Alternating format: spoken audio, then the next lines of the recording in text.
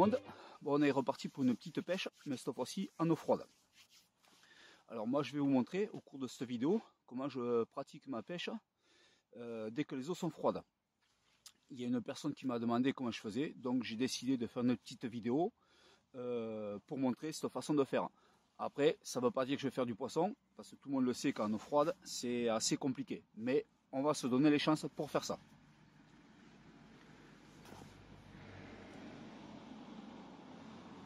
Voilà, j'ai laissé passer la voiture pour qu'on s'entende mieux. Alors tout d'abord, mon premier point à moi, c'est que bien sûr, je vais aller pêcher sur un secteur que je connais. Comme ici derrière moi, ce lac que je vous présente de suite.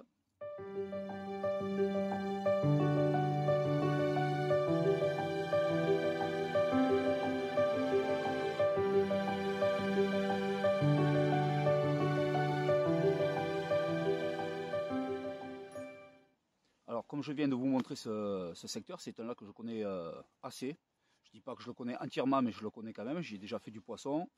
Et bien sûr que ça, alors comme je vous disais, je prends un secteur que je connais, que ce soit en canal, en rivière ou en lac comme ici. Je vais toujours pêcher les secteurs que je connais. Et les spots bien sûr que je connais aussi. Je ne vais pas m'amuser à aller sur un spot que je ne connais pas. Je vais pêcher là où je sais que j'ai déjà fait du poisson.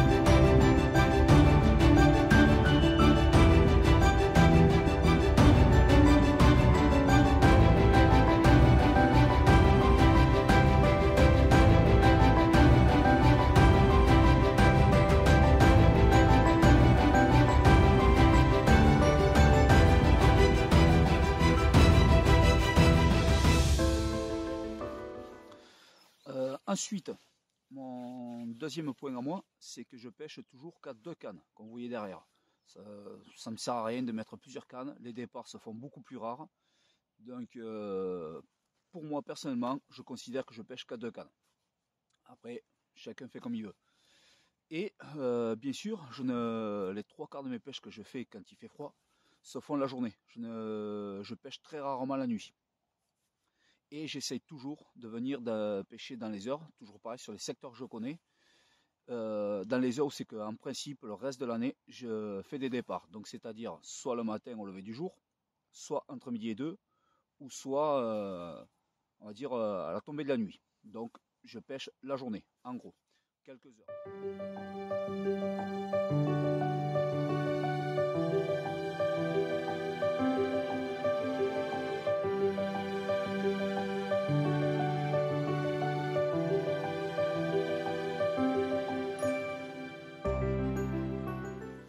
Bon, maintenant je vais vous parler pour moi, qui est pour moi le troisième point essentiel aussi, c'est les éches et l'amorçage. Donc déjà, en hiver, je n'amorce pas, mais pas du tout. Comme vous avez vu là, pour le moment, je n'ai pas amorcé, je vous garantis qu'il n'y a pas de coupure dans la vidéo, il n'y a aucun amorçage. Les seules éches que je mets, c'est des petites pop-up. Alors je pêche souvent l'hiver avec des petites pop-up en 14 mm, ou comme là j'ai monté sur une canne, une noix tigrée avec un faux maïs par-dessus et des petits sticks. Je booste bien sûr pour essayer de faire réagir le poisson. Ça ne veut pas dire que c'est encore une fois que c'est ça qui va aider à construire ma pêche, enfin construire du moins à faire ma pêche, mais ça aide quand même. Voilà, donc déjà c'est le premier point dans les éches. Et comme je vous ai dit, surtout pas d'amorçage. C'est le seul amorçage que moi je fais. Que des petites éches et des petits sticks. Et par contre, régulièrement, toutes les 1 heure et demie de temps, chaque fois, je relève, je remets un stick et je ramorce. Toujours par contre au même endroit. Je reste assez précis sur ma pêche. Je vais faire une pêche de zone très précise.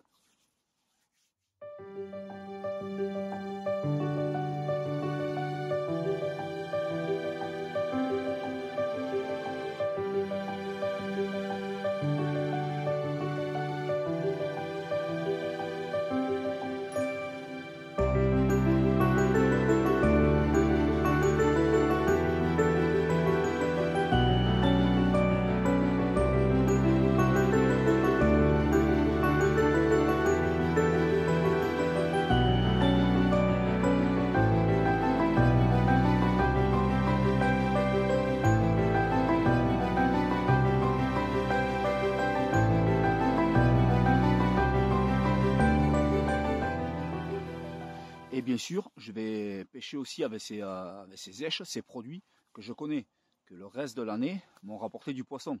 Je ne vais pas m'amuser en période froide d'essayer de nouveaux appâts. Vu que moi je me fabrique mes appâts, que ce soit autant les pop-up que les billes, vous le voyez sur mes vidéos. Bien sûr, j'ai des nouveaux appâts que j'ai fait là, mais que je ne les essaye pas maintenant. Non, là je sais que ça va être mort d'avance pour moi. Ça peut marcher, mais je préfère les essayer le reste de l'année. Et en eau froide, je pêche toujours avec des éches qui m'ont rapporté le reste de l'année.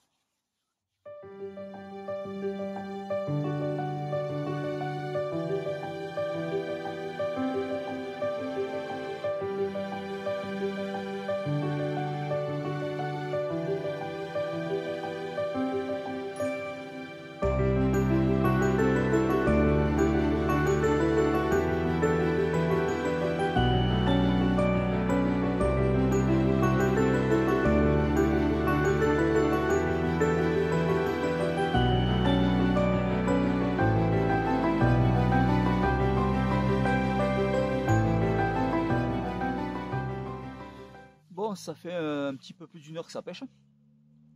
Donc comme je vous ai dit, à peu près toutes les 1 heure, 1 heure et demie, je relève, je remets un petit stick et je rebalance. Donc c'est parti, on y va.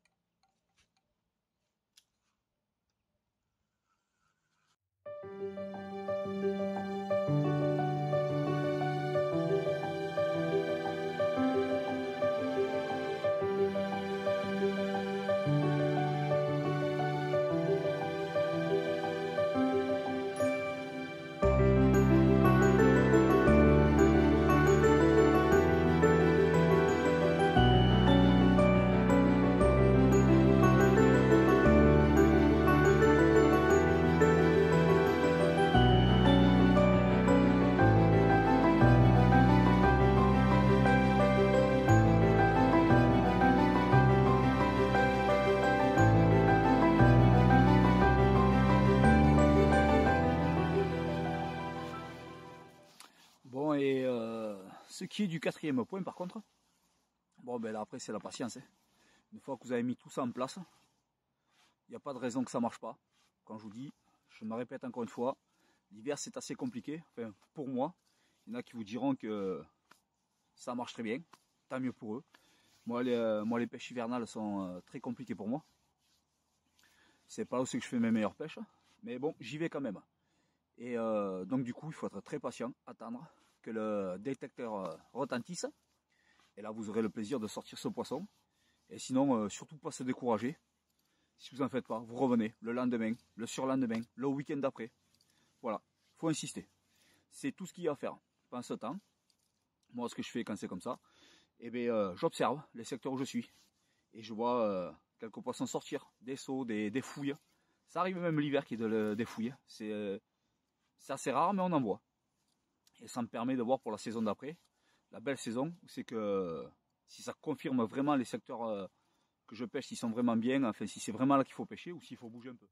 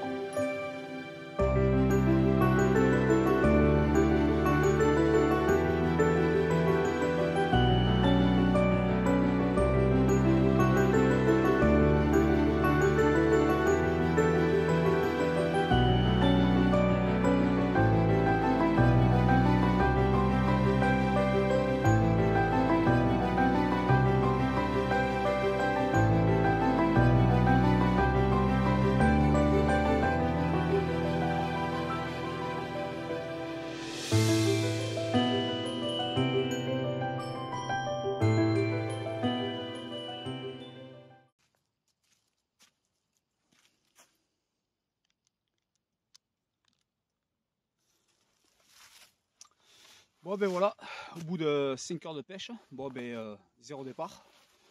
Comme je vous ai dit, l'hiver c'est pas évident. Bien de monde le savent que c'est pas là qu'on fera des départs à gogo. Mais bon voilà, alors pour ceux qui débutent la pêche en hiver, voilà ma façon à moi d'aborder ces pêches en eau froide, quand l'eau elle est froide. Et après il existe plusieurs façons, voilà, moi c'est la mienne. Après j'ai d'autres façons aussi de faire, mais en règle générale c'est cette façon-là que je procède. Bon sur ce, eh ben, je vous souhaite de très bonnes pêches à tous et à toutes, et puis je vous dis à une prochaine. Salut les amis.